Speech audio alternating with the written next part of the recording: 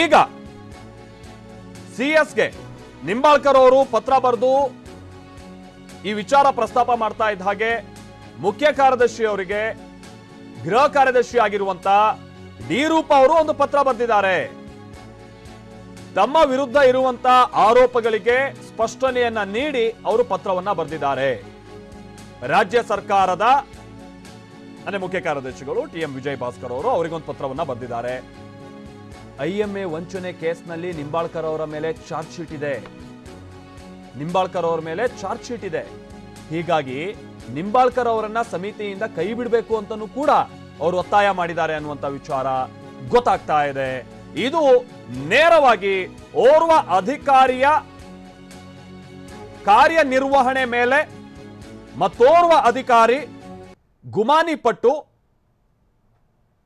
ಪತ್ರದಲ್ಲಿ ಉಲ್ಲೇಖ ಆಗಿದೆ ಅನ್ನುವಂಥದ್ದನ್ನ ಗೊತ್ತಾಗ್ತಾ ಇದೆ. ಅಲ್ಲಿ ನಾವು ಗಮನಿಸ್ತಾ ಇದ್ದೀವಲ್ಲ, ಅದರಲ್ಲಿ ಅವರು ಬಹಳ ಸ್ಪಷ್ಟವಾಗಿ ಹೇಳಿದ್ದಾರೆ. ಪತ್ರದಲ್ಲಿ ಉಲ್ಲೇಖ ಆಗಿದೆ, ಅದನ್ನ ನಾವು ಒನ್ ಬೈ ಒನ್ ನೋಡ್ತಾ ಹೋಗ್ಬೋದು. Hemant Nimbalkar IPS is an accused in rupees of 4,500 crores in IMS scam. Charge sheet ಆಗಿದೆ ಅವ್ರ ಮೇಲೆ ಬೈ CBI.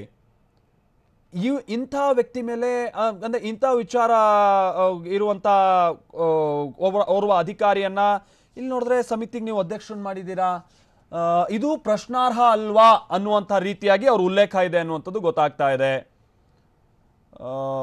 ನೋಡ್ಬೇಕಿದೆ ಇದನ್ನ ಸರ್ಕಾರದ ಮುಖ್ಯ ಕಾರ್ಯದರ್ಶಿಗಳು ಹೆಂಗೆ ಕನ್ಸಿಡರ್ ಮಾಡ್ತಾರೆ ಅಂತ ಹೇಳಿ.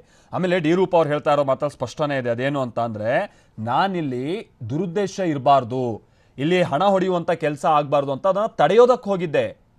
ಬಟ್ ನೀವು ನೋಡಿದ್ರೆ ನನ್ನ ಮೇಲೆ ಈಗ ಎಂಕ್ವೈರಿಗೆ ಹೇಳ್ತಾ ಇದ್ದೀರಲ್ಲ ಅನ್ನೋ ರೀತಿಯಾಗಿಯೂ ಕೂಡ ಅವರ ಗುಮಾನಿ ಇದೆ.